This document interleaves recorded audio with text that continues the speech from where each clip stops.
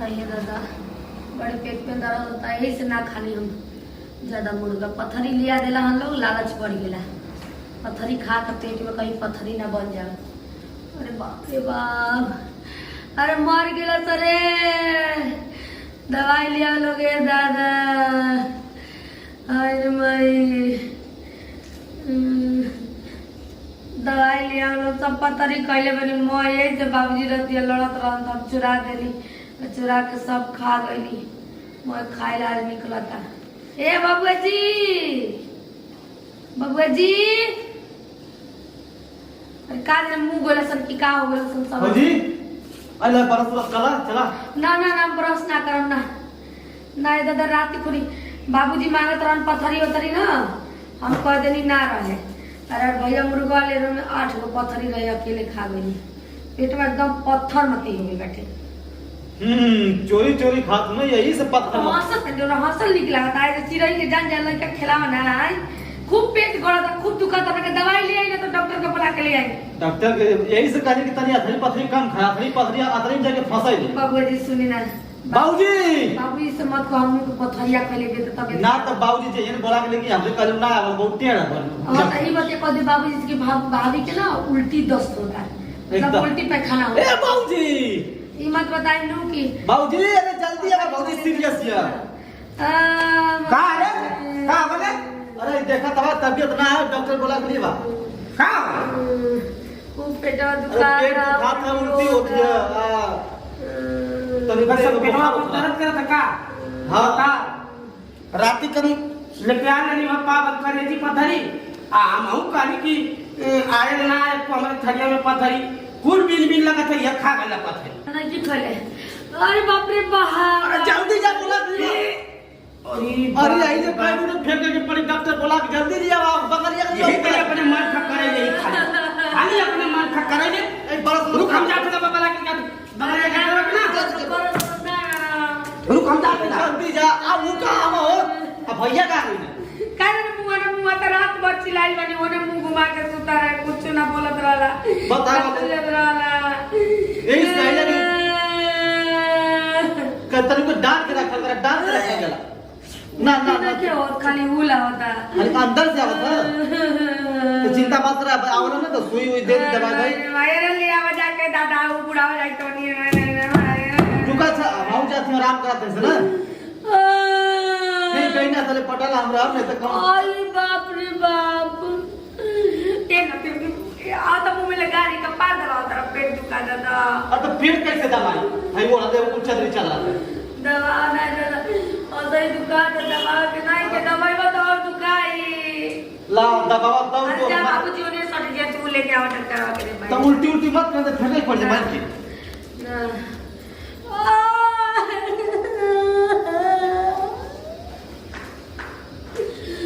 अरे बाप रे बाप, अरे भाई रे भाई, अब ना कहीं कोई पतरी रे भाई, माफ कर दे मुर्गा बाबा, माफ कर दे।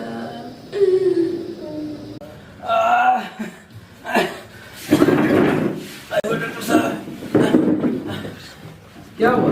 अरे बाबू बर्दाश्त नहीं होता। अरे को धासे सुई जी बहुत दर्द बा, बहुत दर्द बा। हाँ खाना पीना क्या खाए?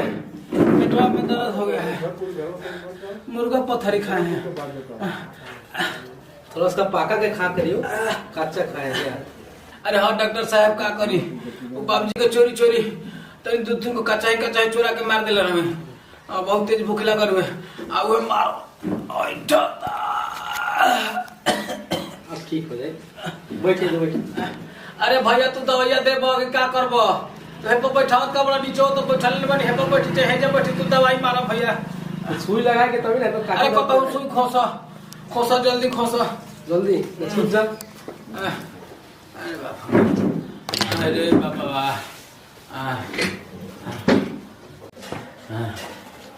डॉक्टर साहब प्रणाम। खुश रहो। और हाल को करत का पड़ा रे? अरे तो पूछा तेरे मां भाई जो भी सारा खाइला ना वो का बने बनी ए कहबो भी कैसे लोकल उठो तो का बोल तो के अरे बहुत हो आगे से पीछे से। तावा साला घरे करे मेहरान को तबीयत खराब है। अरे को तबीयत खराब डॉक्टर साहब। अरे हमरे पतोहिया की बड़ी तबीयत खराब है। यही कम। अरे पतोहिया को छोड़ो पहले। अरे भैया तुम मारो ना, तुम मारो जल्दी मारो। दिखाई ये दोनों। अरे डॉक्टर साहब क्या हम बताइए एकदम ये सब चूरी पाथरी खाया है। अरे हाँ देखा सही पकड़ ला तू तो और करे एकदम खा ले जल्दी। यही तरह एक मेहरारू है कहले राती आ ला मुर्गा आ वही में पावत पत्थरी आ गई है करे जी आई कुल बराबर आई है दोनों प्राणी पर खा गाना सवारे आ देखा ये नहीं करत है तन पर के डॉक्टर साहब। अरे बताओ यार कुछ तो मुंह कर दो।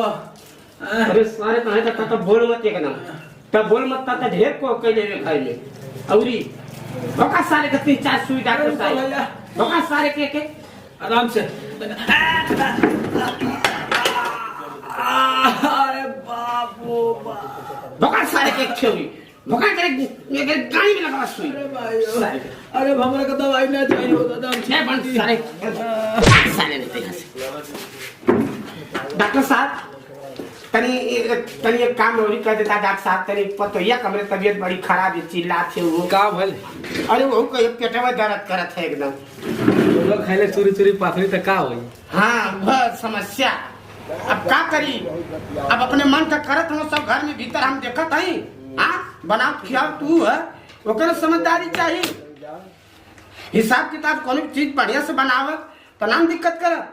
अब वही तरह अंडे बन बना के खिया देते जैसा ही तैसा ही और अपने 10 साल घर में लुक लुक के लेके खाता क्या करी भोगिए ना। डॉक्टर साहब कहीं चलता तो मेरे पतोहियों के तन सुई लगा देता। चलो ठीक चलाइए डॉक्टर साहब चलिए हम चलिए। बाद में आएंगे। अच्छा ठीक है डॉक्टर साहब तन जल्दी आ जा ठीक है। बहुत परेशान है एकदम। आओ अच्छा डॉक्टर साहब हम चल के तन जल्दी आओ आना। आवा सुना आवा क्या हो डॉक्टर साहब। तब तक एक टैबलेट खिया जा तो आराम होता कमावत है। अच्छा ठीक है डॉक्टर साहब ठीक है आराम हो जाए फिर खेले पर। हां आराम हो जाए। क्या करिए इतना एकदम चिंता धैर्य है एकदम दिमाग खराब रहता घर में क्या हम बताइए।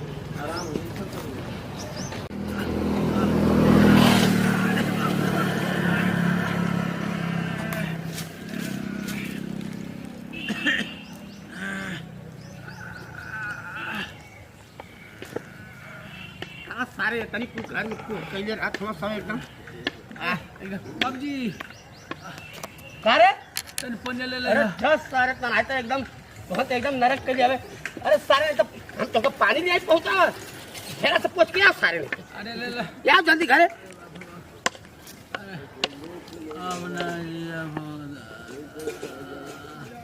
अरे माई गोलस दवाई ले तो मुंह गोलस रे दादा नहीं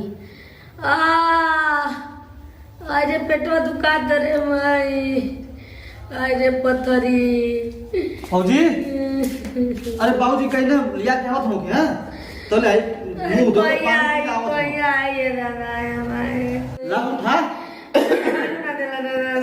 आवत हो ना आ भी ना खाने बिना ना कुछ वो तो तब से बोलते चिल्लाती है डॉक्टर साहब कहना दवाई तो मिला क्यों कुछ आराम हो जाए तो आप हम आवत मिला वो भाई आवत हां ला ला का एकदम काम एकदम हैरान कर रहा गले में सब कौन उपाय करे कौन जुगती लगाए करे कहीं देखा खा दे का कहीं बिरो पकवा नहीं जैता उना तिल बुआ कर वो बीरा फूक के देला अरे मत क्या कुछ खिया के तनी कुछ खिया अच्छा खावत ना सुना हो ना वकील नामा हो जो वकील मोटका अरे निकावा हाँ उहा जब जवन भी होखा जब बीरा फूक के दू बोला फुकवा दो जा जा खिला खा दे वो खिया कर कुछ खिया अरे तुम हम कुछ जाने तो खा नहीं तो नुकसान करे अब ये डॉक्टर साहब इधर ये कहीं लिए मत हमारा